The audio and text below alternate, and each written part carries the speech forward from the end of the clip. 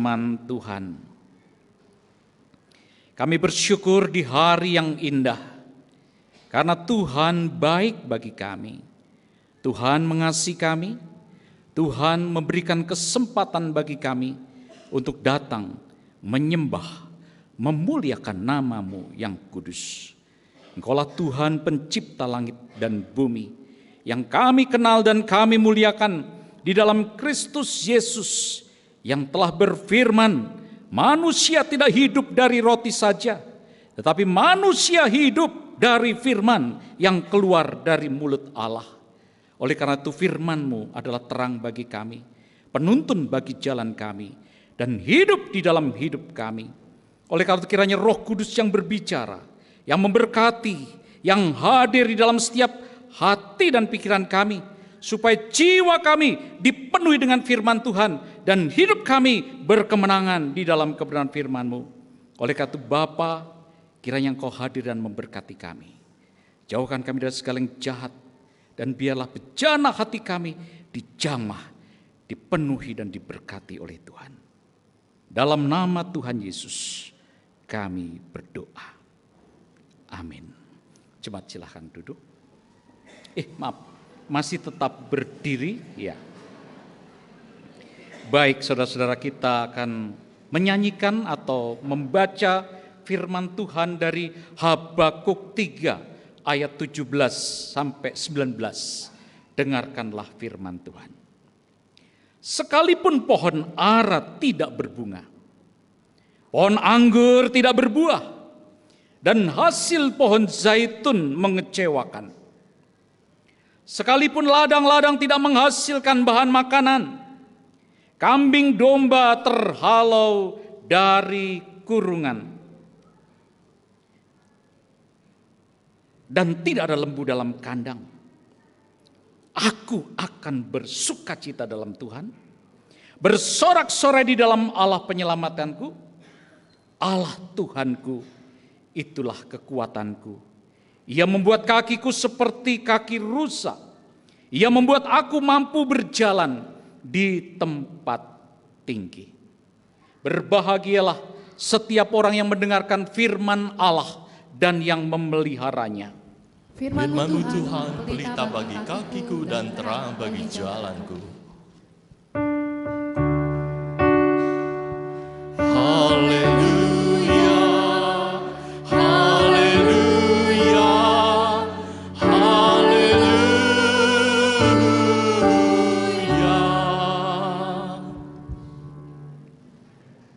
Silahkan duduk kembali. Shalom Bapak Ibu, jemaat sekalian, puji Tuhan kita bisa bertemu kembali pada hari yang indah untuk mendengarkan firman Tuhan.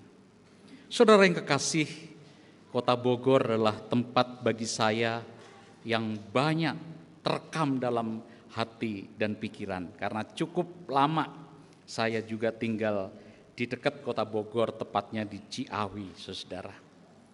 Kalau saya lihat begitu banyak kisah-kisah perjalanan hidup yang tidak selalu mulus, saudara-saudara. Ada yang berhasil melewati badai kehidupan. Tapi juga saya lihat ada teman-teman yang gagal melewati badai itu, saudara-saudara. Kehidupan selalu dinyatakan bahwa dunia ini memang banyak kenyataan hidup yang membuat kita pahit. Kadang-kadang sulit ditebak. Ada seorang bapak dulu adalah bapak rohani kalau boleh dibilang, yang mendukung, yang mengajurkan saya, kamu mesti sekolah Alkitab, jadi hamba Tuhan. Karena beliau adalah seorang pejabat hebat, dan dia juga adalah seorang rohani yang luar biasa. Nasihatnya selalu didengar oleh banyak orang, saudara. Luar biasa. Saya lihat, maka saya melihat cara dan sikap hidupnya, tertarik saya meneladani bapak itu. Tapi di akhir hidupnya, saudara-saudara, pada waktu saya mengunjungi rumahnya, entah karena sakit atau bagaimana, perkataannya dia bilang, apa you masih percaya Yesus Kristus? Saudara-saudara, Itu bisa terjadi. Dulu luar biasa, tapi karena kepahitan, kesulitan, masalah hidup membawa dia meninggalkan Tuhan. Lupa Tuhan, ya. Saya dulu sekolah peternakan di daerah Ciawi ini, ya, di daerah Bogor. Saya ingat teman-teman kalau beternak ayam itu banyak. Teman-teman saya sekolah dulu pada menjadi pengusaha peternakan. Ada satu pepatah mengatakan, kalau kamu ternak ayam, ya, bisa makan ayam, tapi juga bisa dimakan ayam, saudara, ya. Artinya itu bisa mengangkat kita menjadi berhasil, tapi bisa menjadi bangkrut, ya. Itu banyak yang begitu, saudara. Bangkrut total, ya. Harga ayam kalau naik, waduh luar biasa. Tapi kalau turun, waduh kita mesti ngasih makan ayam dan ayamnya murah dibuang-buang begitu saja. Kalau mau beternak ayam harus siap penyakit jantung, saudara, ya. Nah itu kenyataan hidup yang harus dilalui oleh banyak orang. Mungkin karyawan bisa kehilangan anaknya yang sakit keras. Ada seorang bapak saya lihat setia mengasihi Tuhan, donatur, melayani Tuhan untuk orang-orang susah. Tapi satu hari dia diperhadapkan dengan istrinya yang depresi. Bayangkan. Udah mengasihi Tuhan, udah melayani Tuhan, udah hidup untuk Tuhan, udah semuanya untuk Tuhan. Kok ya masih istrinya sakit, anaknya diambang perceraian.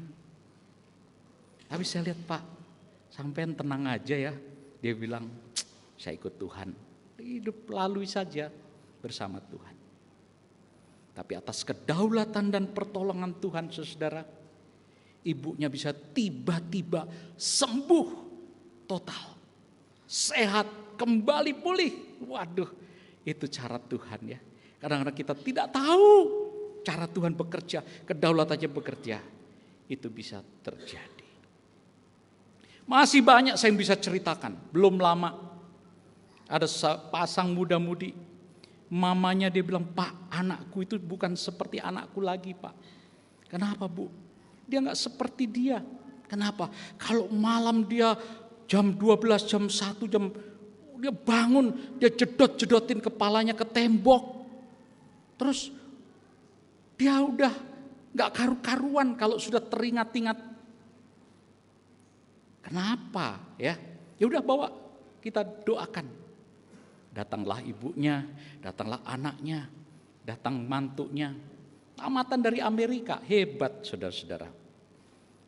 Tapi rumah tangganya, gara-gara ikut nge-gym, gara-gara ikut jalan-jalan ngikut nge-gym, kecantol sama, aduh dia bilang istrinya, wajahnya mau cakapan saya, Pak. Dia bilang begitu, ya. Kok bisa? Saudara-saudara, ya. Jadi kalau udah teringat kayak begitu, teringat itu, dia langsung gelisah dan lain sebagainya. Di zaman-zaman yang sulit dan sukar ini banyak rumah tangga yang demikian. Tidak hanya masalah ekonomi, bukan hanya masalah hubungan suami istri. Iblis pun bekerja menarik orang, menjangkau orang muda-mudi, ya. Saya bilang, kamu punya Tuhan yang hebat kan? Tuhan Yesus kan? Dia lebih besar dari roh-roh dunia ini. Iya, Pak, saya mau sembuh. Benar mau sembuh. Saya doakan pulang dari pintu sini, kamu sembuh, ya. Saya doakan. Kalau masalah setan iblis itu gampang, ya. Kalau percaya Tuhan Yesus aman, ya. Gak usah takut, saya bilang gitu. Puji Tuhan, saudara. Tadi pagi, kemarin saya bilang, aku mau pelayanan di GK Bogor nih. Ayo datang nih, kamu bisa bersaksi dikit, ya. Waduh, Pak, saya lagi di luar kota, saya lagi honeymoon sama istri. Waduh, hati saya senang sekali, saudara. Rupanya sudah rukun damai, sudah gak teringat sama siapa itu lagi. Saudara, itulah warna-warni kehidupan manusia hari-hari ini. Masa-masa yang sulit, sukar dan semuanya terjadi di dalam hidup kita. Sebagai pengusaha, sebagai anak-anak Tuhan, siapapun juga. Kadang-kadang membuat kita, kok Tuhan sepertinya diam? Di mana Tuhan? Kok gak bisa mengendalikan dan lain sebagainya? Saudara, hari ini kita melihat pengalaman sulit dan terburuk juga terjadi pada masa-masa, kalau kita lihat Habakuk, Nabi Habakuk pada zaman itu, saudara. Saudara, Nabi Habakuk hidup pada zaman Yeremia. Abad ke-7 sebelum Masehi. Bangsa Yehuda mendapat ancaman besar bahwa akan dihukum Tuhan oleh bangsa yang sadis dan keras, Babilonia. Bangsa yang tidak kenal Tuhan. Tuhan izinkan untuk menghajar umatnya. Bingunglah Habakuk.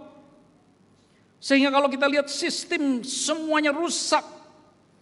Konteks keadaan yang terjadi pada zaman Habakuk adalah kegagalan total. Sistem pangan sudah rusak. Pohon ara tidak berbuah. Pohon anggur tak menghasilkan. Ladang-ladang tak menghasilkan. Nah, saudara-saudara, artinya bangsa itu diancam dengan namanya bahaya kelaparan. Mungkin kita bingung kelaparan kayak apa ya? Kalau di Bogor mau banyak tales, banyak ini, banyak itu, makanan berlimpah. Tapi pada waktu bangsa itu diancam yang namanya tidak ada makanan. Kehancuran total ekonomi dan kekayaan. Saudara, kambing domba pada waktu itu dikatakan investasi yang mahal. Kalau zaman sekarang emas, ya, oh beli emas, karena ini bakal naik. Nah ini kalau beli kambing, beli domba. Karena waktu itu barang yang mahal adalah kambing domba. Tapi dikatakan kambing domba terhalau. Lembu sapi tak ada dalam kandang. Artinya investasi yang cenderung bangkrut. Situasi terpuruk. Kehancuran spiritual. Moral Yehuda. Hidup pada waktu itu sudah semakin rusak. Kekerasan, ketidakadilan merajalela. Hukum tidak ditegakkan, orang fasik menindas orang benar. Sebagai nabi dia melihat, ya kok gini ya kehidupan kita. Ada ancaman, semuanya rusak. Ini yang membuat pergumulan Nabi Habakuk. Dia berteriak kepada Tuhan, dia curhat kepada Tuhan, tapi Tuhan sepertinya diam saja. Keadaan yang buruk dihadapi Nabi Habakuk.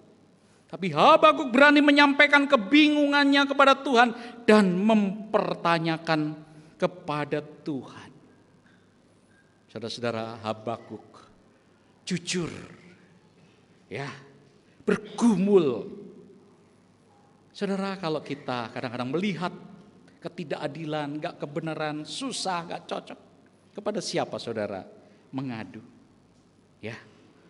Saudara-saudara yang kekasih, tempat yang aman untuk bergumul, Tuhanlah tempat yang aman untuk membawa segala pertanyaan dan kepahitan hidup. Bagaimana akhirnya Habakuk menyikapi masalah dan keadaan seperti itu? Dari melihat keadaan, dia bawa kepada Tuhan. Dia melihat Tuhan yang menguasai keadaan. Krisis ekonomi, krisis masa depan, dia beralih, fokusnya bukan itu, tapi dia kepada Tuhan, itulah fokus. Melihat dengan mata iman. Saudara, kadang-kadang kita, apa sih Tuhan, apa sih ini saudara. Anak muda cenderung begitu saudara. Kalau situasi sulit, atasi dengan kemampuan, kekuatan, kehebatan, semuanya. Jarang kita melihat ada Tuhan yang lebih berkuasa. Banyak orang memandang percaya dengan iman kalau melihat mukjizat. Seperti orang Yahudi. Dia percaya kalau melihat mukjizat. Orang Yahudi menghendaki tanda, orang Yunani menghendaki hikmat. Tapi kami memberitakan Yesus yang mati dan bangkit, itulah yang hebat. Saudara percaya meski tak melihat berkat, saudara. Ya. Jadi kalau gak ada berkat, tetap percaya. Nah itu saudara, itu iman yang benar. Ya, jangan kalau iman kalau ada berkat, ada mujizat, ada pertolongan. Habakuk melihat itu saudara-saudara dengan iman. Maka dia katakan dia akan tetap bersorak-sorai, mesti segala sesuatu itu akan hilang, harapan tak ada. Nah itu, gak ada semuanya itu. Aku akan tetap bersorak-sorai. Artinya apa saudara? Dia mempercayakan hidupnya kepada Tuhan. Imannya adalah keputusan untuk mempercayai Tuhan walaupun lingkungan tidak mendukung. Dan itu dinyatakan dalam nyanyiannya Nabi Habakuk yang kita baca tadi. Saudara, kuasa pujian itu akan membawa kekuatan. Aku akan bersorak-sorak. Ya, saudara, kalau melihat bagaimana keadaan, apakah saudara, udah nasib, udahlah kita hadapi nasib. Atau saudara membalik keputusan, aku tetap memuji Tuhan, aku tetap memuliakan Tuhan. Apakah itu? Atau saudara terus nangis, meratapi. Tidak saudara, harusnya kita ambil keputusan, naikkan pujian. Tuhan itu kekuatanku, dikatakan. Pada waktu dia berkata, Tuhan itu kekuatanku, ia membiarkan aku berjejak di bukit-bukit. Saudara, hubungan dengan sumber kekuatan, ketika kita berhubungan dengan pujian, kita menyalurkan kekuatan ke dalam hidup kita. Ya, jangan dianggap enteng pujian orang Kristen. Ya, saya lihat kasihan kadang-kadang lihat tetangga-tetangga itu. Ya, rumah saya loteng di kampung. Anak-anak kecil kalau di sini kan nyanyinya banyak ya. Inggris lah ini. Kalau orang kampung nyanyi lingkaran kecil, lingkaran besar. Nah itu saudara ya. Besok nyanyinya gitu, lingkaran kecil. Ini di sekolah nggak ada nyanyian apa ya. Coba bandingkan, anak kita dari kecil udah dibangunkan, diajar, dididik dengan macam-macam lagu rohani ya. Harusnya di dalamnya ada kekuatan.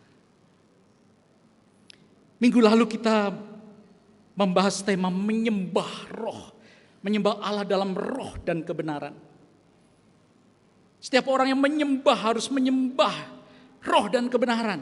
Nah ini penting saudara. Jangan dicampur aduk. Banyak orang Kristen menyembah Allah tetapi menyembah Allah lain. Makanya perempuan Samaria itu pada waktu dia mengenal Yesus, engkaulah Mesias yang diutus Allah. Panggillah suamimu, aku tak bersuami. Benar katamu, karena kamu punya 5 suami bukan? Dan itu pun bukan suamimu. Hai perempuan, saatnya akan datang, orang akan menyembah dalam roh dan kebenaran. Ketika perempuan Samaria, pelacur ini bertemu dengan Tuhan, dia mengalami pembaharuan hidup di dalam rohnya. Panggillah suamimu. Saudara bisa lihat 5 suami itu adalah dewa-dewa kafir dari bangsa ini, bangsa itu, bangsa itu. Dia sudah berselingkuh dan dia berhadapan dengan dewa-dewa. Orang yang sudah percaya kepada Tuhan harusnya menyembah dalam roh dan kebenaran. Artinya hidupnya Kristus, bukan Allah lain, bukan dewa lain, bukan yang lain, saudara-saudara. Banyak orang Kristen campur aduk, makanya Kristennya nggak bertumbuh, nggak maju, disantet orang juga kena, dikasih setan sedikit juga udah kena. Karena apa? Hidupnya masih seperti perempuan itu, saudara. Gereja iya, pendeta iya, dukun iya, suhu iya, ya wes, bablasang ini, saudara-saudara. Kenapa kita tidak bisa menyembah dalam roh dan kebenaran? Hati kita harus dibaharui Tuhan. Harus murni Yesus dalam hati kita. Itu nomor 1. Dan firman Tuhan dalam kebenaran, Alkitab itulah patokannya. Kalau enggak gitu enggak ada kuasa puji-pujian dalam hidup, ya. Karena salibmu ku menang. Nah itu saudara, ya. Saya lihat bagus gitu, ya. Dan mujizat Tuhan akan dinyatakan bagi kita. Pada waktu Paulus dan Silas dipenjarakan, dia bukan merintih sakit dan sedih. Tidak. Tapi malam itu kisah para rasul mencatat mereka menaikkan puji-pujian bagi Tuhan. Dan semua di dalam penjara pada dengar. Apa yang terjadi saudara? Gempa bumi yang dahsyat terjadi. Dan pintu-pintu penjara pada lepas karena malaikat turun dari surga. Dan mereka dibebaskan. Dan kisah itu membuat kepala penjara di Filipi bertobat. Ya, saudara, kuasa puji-pujian luar biasa kalau kita menyembah Tuhan dalam roh dan kebenaran. Pernah kita dengar lagu No turn back. I have decided to follow Jesus. Ku tak ingkar. Saudara, itu adalah pengalaman seorang penginjil di India. Ada satu keluarga yang bertobat dan menerima Tuhan. Tapi akhirnya dia dianiaya oleh lingkungan tetangganya. Dan dihukumlah dia supaya dia dibunuh. Pada waktu tawaran mati atau meninggalkan Yesus, dia bilang, I have decided to follow Jesus. Ku tak ingkar. Bagaimana dengan kita pada waktu situasi sulit dan buruk? Apakah kita sudah mulai berpaling? Aduh, kayaknya ke gereja bukan jawaban. Ke sini bukan jawaban, aku lebih baik ke sana, ke sini cari orang pinter, cari ini. Ini tantangan kita di masa-masa sulit.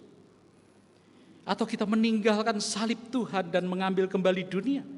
Atau kita meninggalkan dunia, salib di depan, dunia di belakang.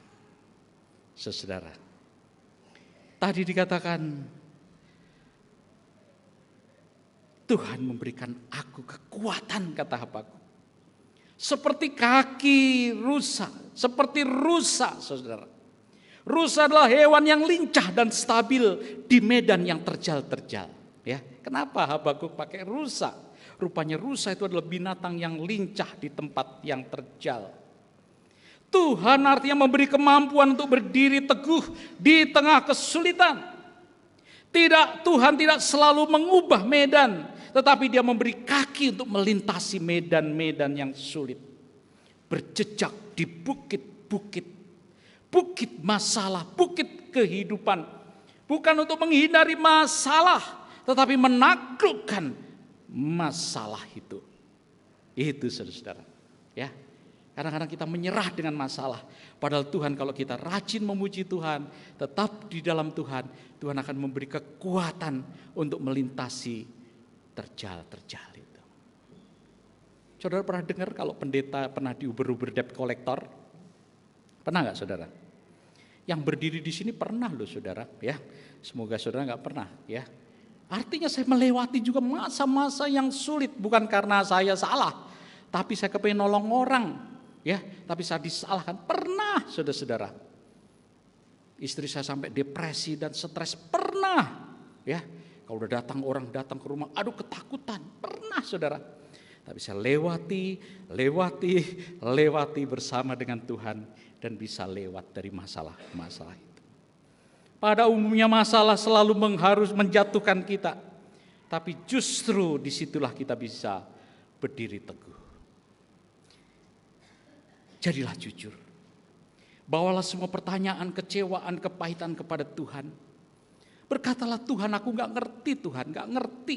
Ya, tapi ambillah keputusan. Meskipun banyak yang tidak dimengerti. Mulailah dengan pujian. Sebagai langkah iman sederhana, mungkin juga dengan air mata.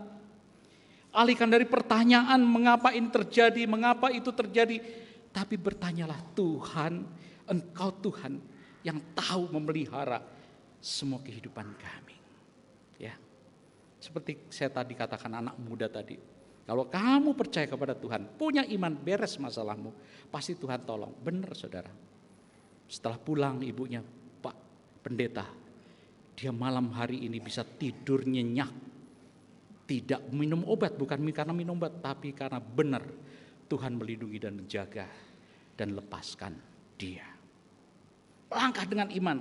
Percaya bahwa kekuatan yang diberikan sesuai kebutuhan. Memang langkah pertama sulit, tapi langkah-langkah selanjutnya akan semakin kuat. Saudara, 2012 badai Sandy menerjang New York, saudara-saudara. Listrik padam total, dingin. Tapi ada satu panti jompo yang rentan. Para lansia-lansia di dalamnya terjebak dalam kegelapan, dingin, dan ketakutan. Bayangkan, badai besar, listrik mati, gak bisa menolong orang tua, hanya meringkih ketakutan. Tetapi ada seorang perawat dengan lampu yang kecil, dia mulai menyanyikan di tengah-tengah kegelapan itu, "This little light of mine." Ya, saudara-saudara. Satu persatu lansia ikut datang, bergabung, ikut nyanyi. Suara yang lemah mulai bersatu menyanyikan pujian di tengah kegelapan dan deru badai, saudara. Akhirnya suasana berubah dari panik menjadi damai. Saudara, mereka para lansia tidak bisa menghentikan badai, tetapi bisa menciptakan sebuah konser nyanyian di tengah-tengahnya.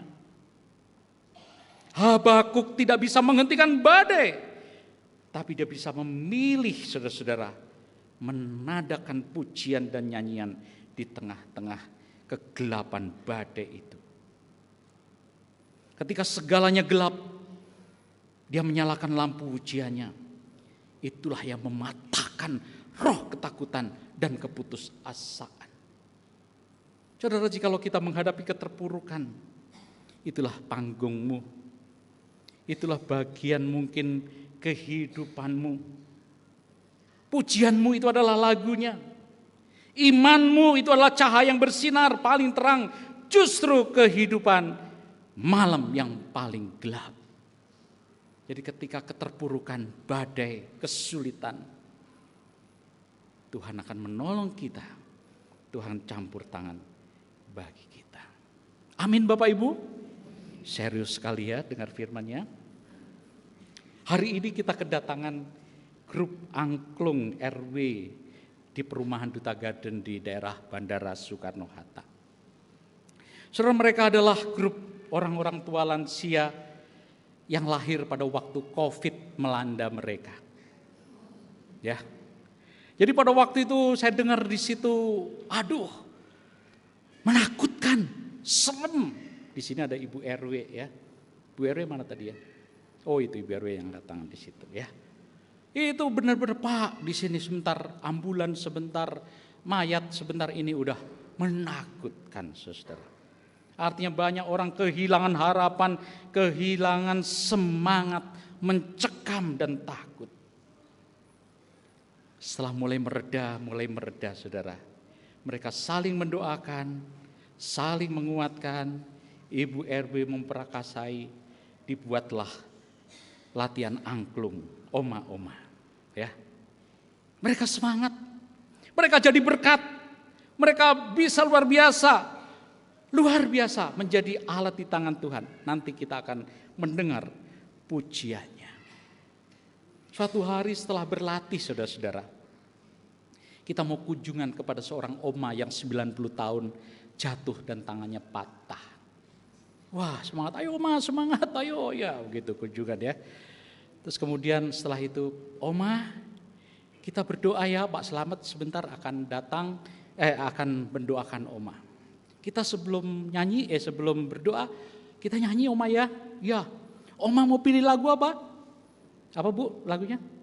Surabaya, oh Surabaya, saudara-saudara. Ya, Ibu RW bingung ya.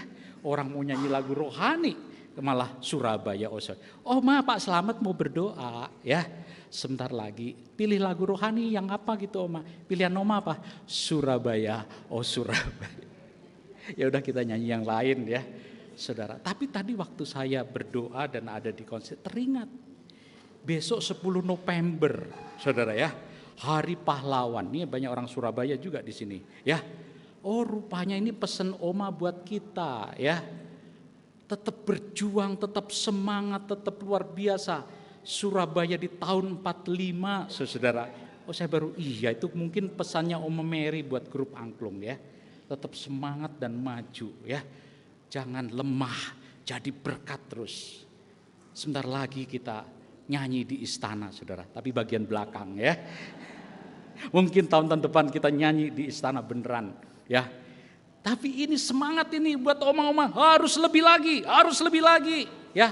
Di tengah-tengah perjuangan hidup, kesulitan hidup, masalah hidup. Tuh. Saya udah pesen sama mereka ya. Pesannya aneh. Oma nanti siapkan ya. Kalau saya dipanggil Tuhan satu pujian. Pak Slamet bisa aja ya. Gak boleh begitu Pak. Lah Ya, ini dulu udah harusnya mati, tapi kalau selamat sampai hari ini hidup itu karena pertolongan Tuhan. Udah jangan takut, kalau dipanggil Tuhan pun aku sudah siap. Pada bingung semua saudara. Tapi hidup ini harus kita hidupi, harus kita jalani bersama dengan Tuhan. Kalau aku hidup buat Kristus. Kalau aku mati, itulah keuntungan. Amin saudara. Baik, kita melihat sejenak bagaimana kegiatan oma-oma ini. Silahkan Pak, videonya diputar.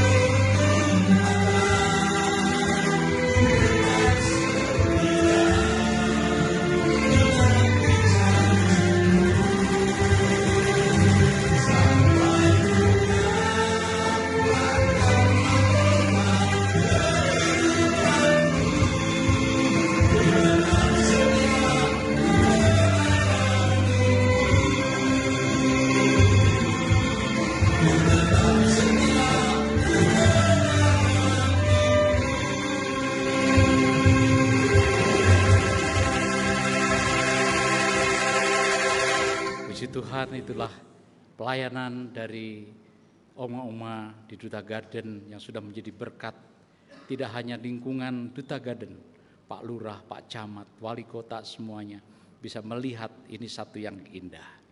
Mari kita berdoa kepada Tuhan. Seperti Habakuk dan para lansia di New York tadi, tidak bisa menghentikan badai kehidupan. Tetapi kita bisa memilih untuk mengadakan konser pujian di tengah-tengahnya. Itulah yang dilakukan Habakuk. Ketika segalanya gelap, dia menyalakan lampu pujiannya. Dan itulah yang mematahkan roh ketakutan dan keputusasaan. Keterpurukanmu adalah panggungmu, pujianmu adalah lagunya, dan imanmu adalah cahaya yang bersinar paling terang justru ketika malam paling gelap. Bersyukur Tuhan untuk firman-Mu. Biarlah yang membawa kekuatan bagi semua saudara-saudara kami di tempat ini. Biarlah mereka terus melihat Tuhan, percaya kepada Tuhan dalam suka maupun dalam duka. Terpujilah nama Tuhan. Dalam nama Tuhan Yesus kami berdoa. Amin.